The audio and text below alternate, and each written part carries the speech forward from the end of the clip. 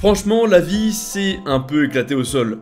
Enfin, me faites pas dire ce que j'ai pas dit non plus, le fait d'être en vie, c'est le plus beau cadeau du monde, mais en soi, personne nous a jamais demandé notre avis. Un jour, tu nais, si t'as de la chance, t'es content pendant toute ton enfance, ensuite il y a un petit développement de personnage, et tu te retrouves avec un CDI à McDo, un prêt étudiant et des impôts. Et ça, c'est si t'as la chance d'être né dans un bon pays. Mais malgré tout ça, on a quand même énormément de chance d'être né en tant qu'humain, parce qu'après tout, on aurait pu naître en tant que fourmi. Et clairement, vous allez voir que dans le jeu de la vie, les fourmis ont eu le droit aux ennemis et aux morts les plus cruels et tordus du monde animal. Bon, après, il faut quand même rendre à César ce qui est à César et admettre que les fourmis ont quand même pas mal de super techniques et adaptations. Et je trouve que la plus folle d'entre elles, ça reste qu'elles ont pris la phrase « l'union fait la force » au sens littéral. Avec leur capacité à transformer des communautés de plusieurs centaines de milliers, voire millions d'individus en une seule arme, capable de défoncer des ennemis 100 fois plus gros qu'elles, pas étonnant qu'elles aient réussi à survivre pendant plus de 100 millions d'années. Aujourd'hui, pour vous dire, on compte plus de 12 000 espèces de fourmis différentes qui recouvrent l'intégralité de la planète, sauf l'Antarctique. Le problème quand t'es un animal aussi vieux avec des super techniques de défense, c'est que tous les autres animaux autour de toi qui ont survécu et qui se sont adaptés, bah ils se sont adaptés en fonction de toi et donc potentiellement contre toi. Et pour le coup, vous allez le voir, mais leurs ennemis, ils rigolent zéro. Évidemment, je vais pas pouvoir vous faire la liste entière des animaux qui sont les ennemis des fourmis et qui les ont à la carte du restaurant, mais je vous ai sélectionné les plus intéressants et surtout les plus traumatisants pour les fourmis. Pour cette vidéo, je vous mets l'intégralité de mes sources en description, dont cette vidéo que j'ai beaucoup utilisée, tout simplement parce qu'elle était extrêmement bien écrite. Pour commencer, laissez-moi vous présenter le Trou de la Mort. Un endroit qui peut très facilement être considéré comme un cimetière de fourmis, sauf qu'elles-mêmes ne sont pas au courant. Et le gardien de ce cimetière, il a d'ailleurs un nom qui leur ressemble, le Fourmilion. Le Fourmilion, son but dans la vie, c'est exactement le même que celui des pires campeurs sur les jeux vidéo. Tout d'abord, il creuse une sorte de cratère en forme d'entonnoir dans le sable et se met au centre, la tête presque totalement recouverte pour être invisible de l'extérieur, puis il attend. Mais du coup, il attend quoi, vous allez me dire? Eh bah il attend tout simplement que sa bouffe lui tombe littéralement dans la bouche. Si une fourmi met un pied dans l'entonnoir, c'est ciao. La forme de la structure et les réflexes du fourmilion qui va créer des sables mouvants dès qu'il sent une vibration va irrémédiablement faire tomber la fourmi dans ses crocs. Une fois attrapé, le fourmilion va lui injecter un cocktail de venin et d'enzymes pour la paralyser, mais aussi la digérer littéralement de l'intérieur et la transformer en capricone qui va aspirer, puis ensuite il va finir par balancer son corps en dehors du trou. Et ensuite, bah le cycle se répète. Il va juste attendre qu'une autre fourmi arrive pour lui faire la même chose. Mais du coup, vous allez peut-être me dire, si jamais aucune fourmi ne passe par là, bah le fourmilion il va juste finir par crever de faim, ou alors il va finir par bouger, non? Et bah non. Quand je vous ai dit qu'il campait, c'était pas une blague. Les fourmilions peuvent non pas attendre des mois, mais des années dans le même trou à attendre qu'une seule fourmi passe. Et d'ailleurs, peut-être qu'en voyant tout ça, ça t'a rappelé un truc, mais tu sais pas quoi. Et ben c'est peut-être le Sarlacc dans Star Wars qui en est inspiré. Ça nous permet un peu mieux de nous rendre compte de ce que vivent les fourmis. Mais bon, pour l'instant, on commence tranquillement. Et vous allez directement le voir avec le voisin du fourmilion, l'Acanthaspis petax, qui est littéralement une punaise assassine de fourmis. Un peu comme le fourmilion, leur méthode pour les tuer est assez similaire. Elle les transforme en jus de fruits vivants qu'elle va ensuite aspirer, sauf qu'au lieu de balancer leur corps, elle va les garder et les utiliser pour se confectionner un manteau. Ah bah je vous ai dit, les ennemis des fourmis, ils sont totalement tarés. En fait, ce manteau de cadavre, il permet à la punaise assassine de se camoufler pour pas qu'elle se fasse attaquer par ses prédateurs. Et c'est là que ça devient super intéressant. Parce que quand au début je vous ai parlé d'adaptation et du fait que les autres animaux ont évolué en fonction des fourmis, et ben typiquement les punaises assassines sont un super exemple parce qu'elles ont un ennemi, les araignées. Et de quoi ont peur les araignées? Non pas d'une fourmi, mais de leur puissance lorsqu'elles sont en groupe. La punaise a donc compris qu'en transportant une boule de fourmis morte, les araignées pensaient voir une petite armée et n'attaquaient donc pas. Ce qui est juste incroyablement ingénieux, mais aussi sacrément glauque pour les fourmis qui peuvent naître et simplement devenir le prochain blouson d'une punaise qui passe par là. Mais vous l'avez peut-être deviné, on est encore qu'au début là, et ça empire beaucoup plus pour les fourmis. Typiquement, les mouches phorides sont l'un des pires cauchemars pour les fourmis. Ces petits insectes, qui sont souvent confondus avec les drosophiles, passent la plupart de leur temps pas loin des fourmilières à voler pour guetter leur proie. Sauf que son but, cette fois, c'est non de la manger ni de la la tuer, mais de la garder en vie. Ah, trop cool, elles deviennent potes! Ouais, non. En réalité, une fois que sa cible est repérée, la mouche foride va venir pénétrer son thorax ou sa tête avec son crochet et va ensuite tranquillement lui pondre ses œufs à l'intérieur du corps pendant qu'elle est encore en vie et s'envoler comme si de rien n'était. Un petit peu comme les cigognes qui viennent poser leur bébé devant la porte avant de s'envoler, sauf que là, c'est la version un peu hardcore. La fourmi, comme je vous l'ai dit, elle survit à cet événement, mais je suis sûr qu'elle préférerait pas. Au bout de quelques temps, l'œuf qui a été déposé va finir par éclore, et comme tout bébé qui vient de naître, bah évidemment, il a la dalle. Du coup, il va commencer à grignoter son taxi vivant de l'intérieur, mais c'est loin d'être fini. Ce processus, il va non pas durer quelques jours, mais plusieurs semaines, durant laquelle la fourmi va se faire déguster vivante de l'intérieur, mais pendant laquelle elle rentre dans une sorte d'état second, un peu comme une sorte de fourmi zombie. Et pour le coup, j'ai dit zombie, et c'est un terme qui est totalement justifié, parce que la larve, son chemin systématique, c'est de se diriger rapidement vers la tête de la fourmi et de lui dévorer une partie de son cerveau, ce qui lui enlève toute forme de volonté propre et l'oblige simplement à se déplacer pour pas qu'elle se fasse manger avec la larve à l'intérieur. Au final, la larve va contrôler la fourmi pour la diriger dans un lieu de seconde naissance, généralement dans un endroit avec plein de feuilles ou dans une fissure dans le sol, et va enfin achever son taxi vivant en lui décrochant la tête et en restant à l'intérieur, ce qui lui fait une sorte de lit pour ses derniers jours où elle va grandir, avant de finalement sortir par la bouche de la fourmi. Ouais, c'est sympa, hein? Et bah dites-vous qu'en 1930, il y a eu une invasion de fourmis de feu aux États-Unis et il y a eu aucune pitié pour elles. Le réflexe de l'État, ça a été d'aller chercher un maximum de mouches forides pour les envoyer en mission Walking Dead contre l'invasion des fourmis de feu. Résultat, les mouches ont tué une minuscule partie des fourmis, mais leur méthode est tellement terrifiante que les colonies se sont mises à paniquer et à se réfugier sous terre, ont donc moins pu chasser et ont donc arrêté de se répandre. Et en même temps, je peux que les comprendre, parce que si du jour au lendemain, il y a une armée de pigeons qui vient nous pondre dans le crâne et nous transformer en zombies, je suis pas sûr qu'on sortirait beaucoup de chez nous. Et après, il faut le dire, mais entre utiliser des mouches qui les transforment en zombies ou blinder la terre d'insecticides, je pense que les mouches restent une meilleure option. Dans tous les cas, les forides ont basé leur existence entière sur le fait de victimiser les fourmis, et pour le coup, c'est pas les seules mouches à les avoir prises pour cible de choix. Tout d'abord, il faut savoir que les fourmis ont cette habitude où elles nourrissent d'autres fourmis en vomissant dans leur bouche. Ouais, le fait que je veuille pas être une fourmi, c'est pas que à cause de leurs ennemis. Il faut savoir que quand elles font ça, elles ne vomissent pas que de la nourriture, mais aussi des nutriments spécifiques comme des protéines destinées à renforcer l'immunité contre les maladies et la santé globale de la colonie. Un vrai petit shaker qui est en soi très bon pour leur santé. Sauf que bah là aussi, l'évolution elle a permis à une mouche sud-africaine de très bien comprendre ce processus et même de l'utiliser. Cette fameuse mouche a réussi à comprendre le signal que les fourmis s'envoient entre elles pour déclencher ce transfert de nourriture et a ensuite réussi à l'imiter à la perfection. En s'approchant de leur bouche et en imitant ce signal, elles ont un buffet à volonté qui, nous, ne nous donne pas envie, mais qui est super précieux pour les fourmis. Et ça a valu le surnom à ces mouches de mouches braqueuses de fourmis, ce qui fait un peu comique, on va pas se mentir. Comme je l'ai dit, et comme on le voit depuis tout à l'heure, ça fait pas tout de trouver des techniques de groupe ultra puissantes et de résister pendant des milliers d'années. L'évolution, elle ne fait aucun cadeau, et dans la nature, tes ennemis ont largement assez de temps pour t'étudier et s'adapter pour te niquer par n'importe quel moyen. Et vous allez le voir, lorsque les fourmis ne se font pas piéger par un fourmilion, braquées par des mouches ou transformées en blouson dernier cri par des punaises, elles se font avoir par des techniques de manipulation ultra complexes, si ce n'est les plus complexes du règne animal.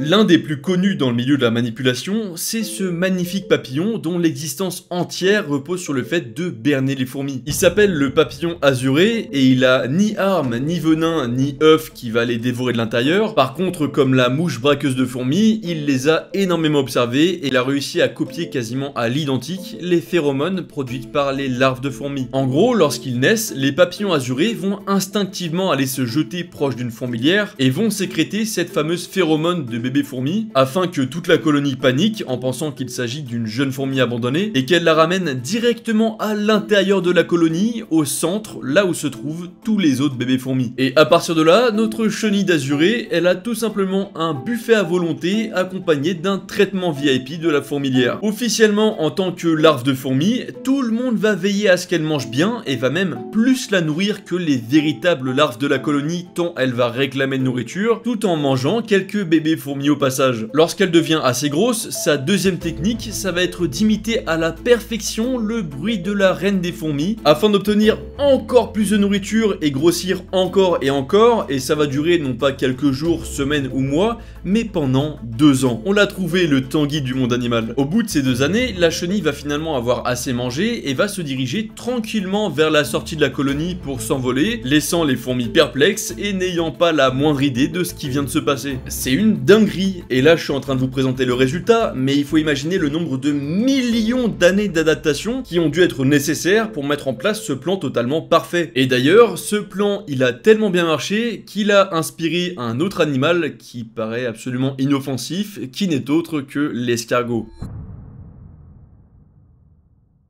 Un des petits péchés mignons des fourmis, c'est qu'elles adorent manger le mucus des escargots. Il y a une espèce d'escargot qui l'a très bien compris et qui va aller du coup en sécréter énormément à l'abord des fourmilières pour les attirer et qu'elle le kidnappe. Donc là, on pourrait très bien se dire que son plan est une mission suicide, se faire ramener par une fourmilière qui va ensuite le dévorer parce qu'elle voudra manger l'intégralité de son mucus. Sauf que notre escargot, il est bien plus malin que ça. En fait, à partir du moment où il va être repéré puis ramené à l'entrée de la colonie, à ce moment-là, il va stopper instantanément sa production de mucus, ce qui va totalement stopper l'agressivité des fourmis envers lui, mais par contre, elles n'arrêtent pas de le transporter vers le garde-manger. Ouais, il faut pas trop leur en demander non plus, si elles ont une tâche en tête, elles vont la finir coûte que coûte. Une fois entré et amené dans la cantine de la fourmilière, l'escargot, il obtient une sorte d'immunité diplomatique par la fourmilière, étant donné qu'il ne les intéressait pas au moment de son entrée. Il est donc déposé dans le garde-manger, et à partir de là, il va vivre le reste de sa vie à manger à volonté sans avoir besoin de faire quoi que ce soit. Après, au moins, lui, l'escargot, il va pas aller bouffer les bébés des fourmis qui l'accueillent, pas comme l'azuré. Comme quoi, des fois, le sens de la vie, il va pas plus loin que se faire ramener de la nourriture et manger à longueur de journée. Mais vous allez voir, les techniques de manipulation peuvent être infiniment plus compliquées que ça, même pour des résultats pas ouf. Pour celle-là, tout commence avec une fourmi parasitée par un minuscule ver plat qui va la contrôler mentalement directement depuis son cerveau. L'unique ordre que le ver va lui donner, c'est de trouver une tige d'herbe, d'aller mordre l'extrémité pour y rester accroché, puis d'attendre sans bouger pendant parfois plus de 2 mois. Mais du coup, qu'est-ce que ce ver parasite attend? Eh bah, il attend de se faire bouffer. Enfin, plutôt que la fourmi se fasse bouffer en même temps que l'herbe. Que ça soit un chien, un cheval, une vache, peu importe, du moment que la fourmi est mangée, c'est parfait pour le ver qui peut entamer son cycle infernal. Ce minuscule parasite s'introduit ensuite dans le foie de son nouvel hôte, d'où son nom, la grande douve du foie. D'ailleurs, petit aparté pour les fans de la nature qui se font des salades sauvages ou qui mangent de l'herbe pour faire rire les potes, sachez que vous pouvez tout à fait être contaminé par la douve du foie, ce qui peut vous donner des maladies qui restent pendant parfois plusieurs années. Mais bon, fin de l'aparté, revenons à une vache infectée. Ce parasite, il va ensuite pondre des œufs qui vont finir expulsés par les excréments de son hôte. Ces œufs, une fois au sol, ils vont faire qu'attendre qu'un escargot vienne se nourrir de ces excréments et donc avale les œufs. À ce moment-là, ils vont éclore dans l'escargot et ils vont l'irriter volontairement afin qu'il les recrache avec une bonne dose de mucus. Vous vous rappelez, c'est ce fameux mucus dont les fourmis raffolent. Et ouais, je vous l'ai dit, la manipulation de ces vers est beaucoup plus complexe que les 2 précédents. Les fourmis vont venir déguster ce fameux mucus, le ver va ensuite se frayer un chemin jusqu'à leur cerveau et le cycle peut recommencer. Alors le but ultime dans tout ça, j'en suis pas trop sûr, mais ça reste extrêmement complexe et personnellement je trouve ça fascinant.